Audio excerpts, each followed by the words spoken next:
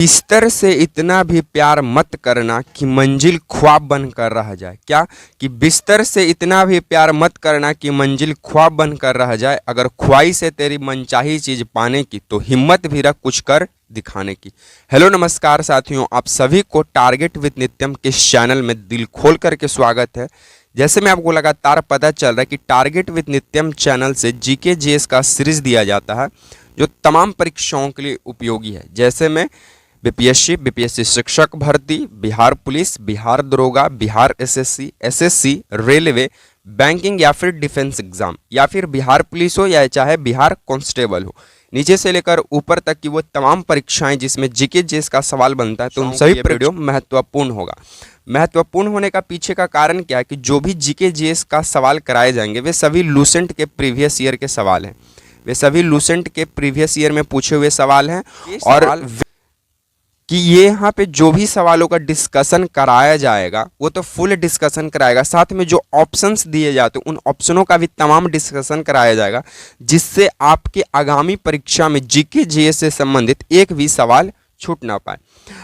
चलिए सीधी बात, नो बकवास पे चर्चा करेंगे। अगर आपको वीडियो पसंद आता है तो वीडियो को लाइक कीजिएगा, चैनल को सब्सक्राइब कीजिएगा और कमेंट कर जरूर बताएगा कि आपको वीडियो कैसा लगा। तो चलिए सबसे पहला सवाल से हम आपकी शुरुआत करते हैं।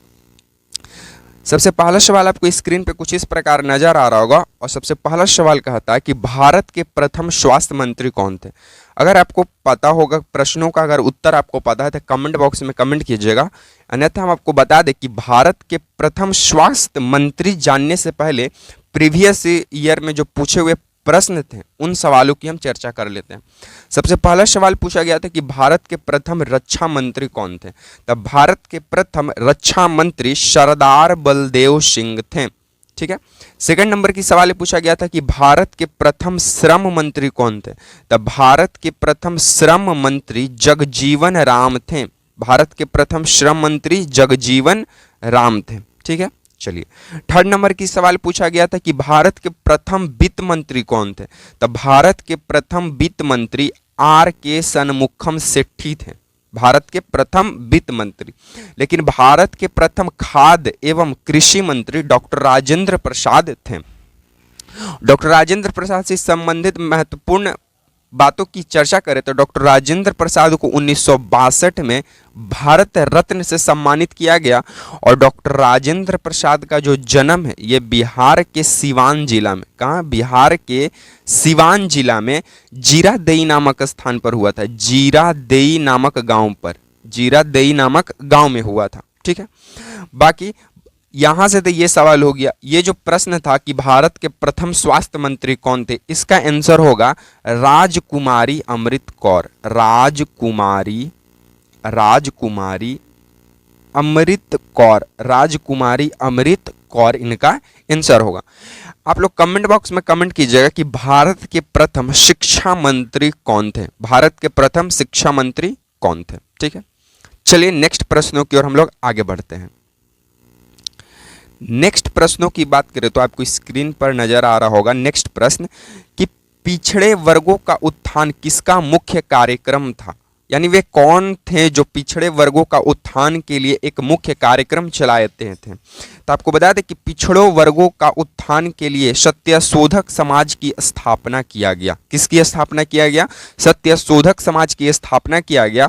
और सत्यशोधक समाज की जो स्थापना है वो 1873 में किया गया। कब किया गया? 1873 में किया गया। किनके द्वारा किया गया? तो ज्योतिबा फुले और प्लस में इनके कुछ मेंबरों के द्वारा, जो ज्योतिबा फुले के मेंबर थे, सदस्य थे या इनके साथी हुआ करते थे, उनके द्वारा सत्यशोधक समाज की स्थापना किया गया। बाकी ज्योतिबा फुले की बात करें तो ज्योतिबा फुले महाराष्ट्र के एक जाने माने लेखक हुआ करते थे। महाराष्ट्र के ये एक लेखक हुआ करते थे ज्योतिबा फुले। अब आपको मन में प्रश्न उठा होगा कि सत्यशोधक समाज की स्थापना क्यों किया गया ज्योतिबा फुले और उनके सदस्यों के द्वारा। तो आपको बता दें कि सत्यशोधक समाज की स्थापना 1873 में महाराष्ट्र के अंदर इसलिए किया गया कि जो महाराष्ट्र में निचली जातियां थी, जो महाराष्ट्र में निचली जातियां थीं, उन्हें निचली जातियों को आगे लाने के लिए उनका आर्थिक स्थिति को सुधारने के लिए समाज में जो भेदभाव उनके साथ हो रहा था उनसे उजागर करने के लिए सत्यशोधक समाज की स्थापना किया गया। सत्यशोधक समाज की स्थापना ज्योतिबाबाई फुले के द्वारा किया गया। सत्यशोधक समाज की स्थापना के बाद इनकी जो वाइफ थी, ज्योतिबा फुले की जो वाइफ है जिनका नाम है सावित्रीबाई फुले, तो ज्योतिबा फुले और इनकी वाइफ सावित्रीबाई फुले इन दोनों ने मिलकर पूना में बालिका विद्यालय की स्थापना किया। बालिका विद्यालय की स्थापना करते हैं और सावित्रीबाई फुले देश की प्रथम महिला शिक्षक मतलब बनती है, मानी जाती हैं। तो आपसे पूछ देगा कि देश का प्रथम महिला शिक्षक कौन थे, तो देश का प्रथम महिला शिक्षक सावित्रीबाई फुले थे, जो वाइफ हुआ करती थी ज्योतिबाबाई फुले को। और ज्योतिबाबाई फुले ने सत्यशोधक समाज की स्थापना 1873 में महाराष्ट्र के अंदर किया, निचली जातियों को आगे लाने के लिए। तो पिछड़े वर्गों का उत्थान का मुख्य कार्यक्रम था सत्यशोधक समाज की। और आपको एक और जानकारी के लिए बता दें कि ज्योतिबाबाई फुले जो समाज में जाति विरोध को उजागर किए, इसी मतलब कि और समाज को सहायता प्रदान किए, समाज को आगे लाने का काम किए, समाज को सुधारने का कार्य किए, इन्हीं लिए इनको ज्योतिबा फुले को महात्मा का भी उपाधि दिया गया। तो इन्हें महात्मा सावित्रीबाई फुले के भी नाम से जाना जाता है। इस जानकारी को भी आपको ध्यान में रखना पड़ेगा, ठीक है। चलिए नेक्स्ट प्रश्नों की ओर हम लोग आगे बढ़ते हैं। अगर आपको वीडियो पसंद आ रहा है तो वीडियो को लाइक कर दीजिएगा। चलिए नेक्स्ट हमारा प्रश्न कहता है कि किसे गुलामों का गुलाम कहा जाता है। आपको बता दें कि किसे गुलामों का गुलाम कहा जाता है। तो जो मोहम्मद गौरी थी, कौन? मोहम्मद गौरी का गुलाम हुआ करते थे कुतुबुद्दीन ऐबक। इन्हीं के कारण इन्हें गुलामों का गुलाम कहा जाता है। तो गुलामों का गुलाम किसे कहा गया? कुतुबुद्दीन ऐबक को। और मोहम्मद गौरी का गुलाम भी थे, कौन? कुतुबुद्दीन ऐबक। तो जो गुलाम वंश के संस्थापक माने जाते हैं वो गुलाम वंश के संस्थापक हैं कुतुबुद्दीन ऐबक, गुलाम वंश के संस्थापक। परंतु गुलाम वंश का वास्तविक संस्थापक कौन है? तो आपको बता दें कि गुलाम वंश का वास्तविक संस्थापक कुतुबुद्दीन ऐबक का दामाद, कौन? दामाद जिनका नाम था इल्तुतमिश नाम था। कुतुबुद्दीन ऐबक का दामाद था इल्तुतमिश। यह गुलाम वंश का वास्तविक संस्थापक माना जाता है। उसके बाद कुतुब मीनार का निर्माण करने का काम किए थे कुतुबुद्दीन ऐबक।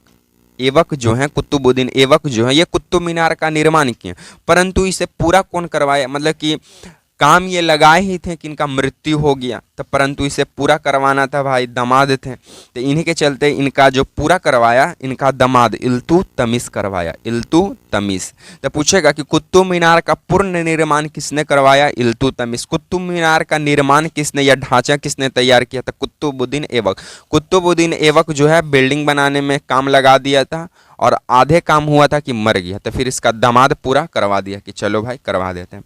फिर नासरी मदरसा का निर्माण किया इल्तुतमिश जो है नासरी मदरसा का निर्माण किया। रजिया सुल्तान इन्हीं का बेटी थी। इल्तुतमिश की बेटी का नाम था रजिया सुल्तान, जो कि भारत की प्रथम महिला शासिका बनती है दिल्ली के अंदर, रजिया सुल्तान। तो इस बात को भी आपको ध्यान में रखना पड़ेगा। और कुतुबुद्दीन ऐबक का मतलब होता है क्या? तो ऐबक का मतलब होता है चंद्रमा का देवता। और कुतुबुद्दीन ऐबक जो है राजा बनने के बावजूद, गुलाम वंश की स्थापना करने के बाद जब ये राजा बना था, इसके बावजूद ये खुद को गुलाम ही मतलब मानता था कि हम गुलाम ही हैं, ठीक है। चलिए नेक्स्ट प्रश्नों की ओर हम लोग आगे बढ़ते हैं। नेक्स्ट प्रश्नों की बात करें तो हमारा नेक्स्ट प्रश्न बोलता है क्या कि बंगाल का पहला गवर्नर जनरल कौन था। उससे पहले महत्वपूर्ण खास प्रीवियस ईयर में पूछे हुए सवालों की बात करें तो सबसे पहला सवाल पूछा था कि बंगाल का पहला गवर्नर कौन थे। आपको बता दें कि बंगाल का पहला गवर्नर रॉबर्ट क्लाइव था और इसी के समय 1757 जिसे पलासी का युद्ध के भी नाम से जानते हैं, पलासी का युद्ध होता है 1757 में क्लाइव और सिराजुद्दौला के बीच में, जिसके सेनापति थे मीर जाफर और मीर मर्दान। मीर जाफर को क्लाइव का गिदड़ भी कहा जाता है क्योंकि ये क्लाइव के साथ ही मिलकर युद्ध में हार हुआ था सिराजुद्दौला का।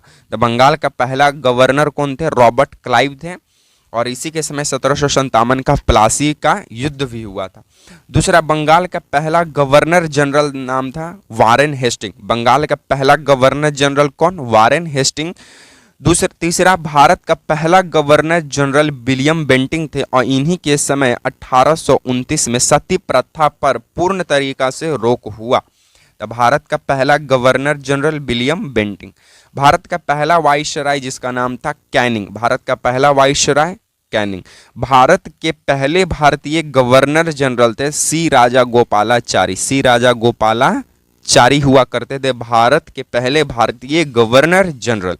और बंगाल का पहला गवर्नर जनरल जो आपका सवाल था उसका आंसर होगा वारेन हेस्टिंग या वारेन हेस्टिंगस। ठीक है, तो ये खास तमाम जानकारी को आपको ध्यान में रखना पड़ेगा। चलिए नेक्स्ट प्रश्नों की ओर हम लोग आगे बढ़ते हैं। नेक्स्ट प्रश्नों की चर्चा करें तो आपसे नेक्स्ट प्रश्न पूछ रहा है कि जुपिटर एक ग्रह है, एकदम ग्रह है, तो इसका उपग्रह भी होगा एकदम उपग्रह है, तो वो कौन कौन सी उपग्रह है? आपको बता दें कि जुपिटर जो ग्रह है ये सबसे बड़ा ग्रह माना जाता है सौर मंडल का। ठीक है, उसके बाद सबसे छोटा ग्रह माना जाता है बुध का। सबसे छोटा ग्रह स्मॉल प्लैनेट और ये बिग प्लैनेट। तो स्मॉल प्लैनेट बुध को माना जाता है।